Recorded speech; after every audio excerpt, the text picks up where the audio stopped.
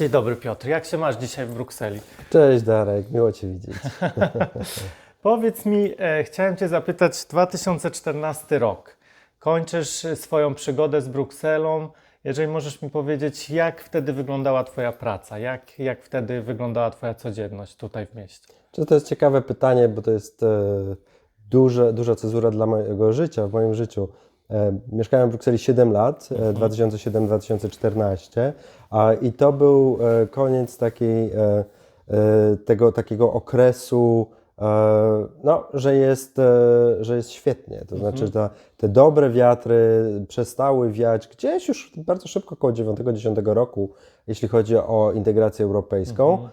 Natomiast tak do 14 to jeszcze taki opóźniony zapłon był. I 14 to jest przededniu kolejnych wyborów, prawda? Wchodzimy w kolejną kadencję. To są właśnie wybory 2014 roku, które jeszcze Europa tak zwana mainstreamowa wygrywa.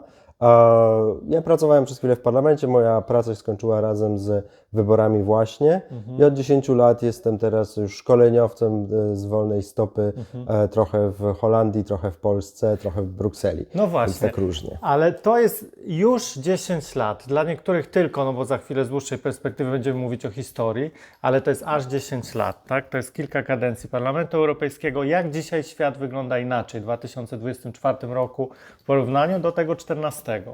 No wtedy to było przedszkole, a dzisiaj to jest już późna szkoła średnia, gdzieś jesteśmy przed maturą wręcz, tak? Te wszystkie problemy, które były wtedy, dzisiaj są potężniejsze 10-krotnie. A te kryzysy, które mieliśmy, czy to finansowe, wydawało się, że koniec kapitalizmu, 2009 rok, tak? Tak. Dzisiaj widzimy, że już nie ma gospodarki kompletnie czysto wolnej. Ten interwencjonizm gospodarczy jest potężny w każdym segmencie. Kryzys klimatyczny, który raczkował wtedy, dzisiaj jest potężny. Kryzys migracyjny, który się rozpoczynał, dzisiaj jest potężny. Nie mieliśmy kryzysów zdrowotnych, przeszliśmy COVID, a na wszystko nakłada się jeszcze wojna. I zanim opowiemy sobie, że mija 10 lat od aneksji Krymu i sytuacji całej na Ukrainie, to tylko wtrącę wątek mój ulubiony klimatu, bo zobacz, że w 2009 roku jesteśmy, 14, jesteśmy w trakcie negocjacji porozumienia paryskiego. Później mamy sytuację, że Amerykanie zdążyli wyjść z porozumienia, potem do niego wrócić i dzisiaj może znowu będą chcieli z niego wychodzić. Tak? Albo dzisiaj jest już nieistotne. Ile rzeczy jest dynamicznych, tak? Tak.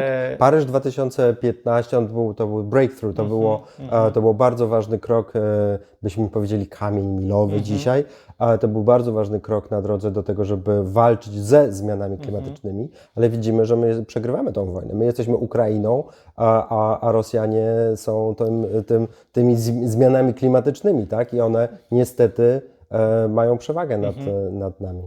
O wojnie. Dopiero co napisałeś artykuł na temat tego, jak Unia planuje w nowej komisji możliwe zagospodarować portfolio obronne.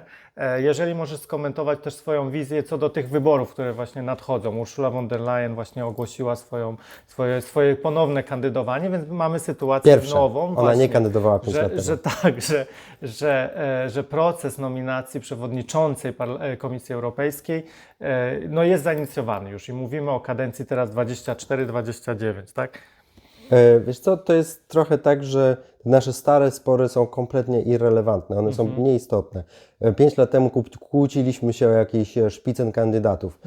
Teraz to jest zupełnie bez znaczenia. Dzisiaj żyjemy w świecie, gdzie jest realna polityka i ta Unia Europejska jest realną siłą polityczną w dzisiejszym świecie, tak? Jeśli chodzi o klimat, jeśli chodzi o wojnę z Ukrainą, jeżeli chodzi o wojnę rosyjską z Ukrainą.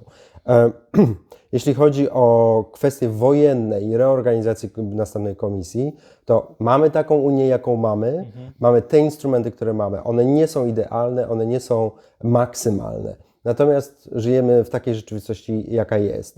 I w tej rzeczywistości to już coś mamy i już coś możemy. A daj jakąś rekomendację na po wyborach, powiedzmy, czyli już na ten czerwiec, lipiec, sierpień tego roku.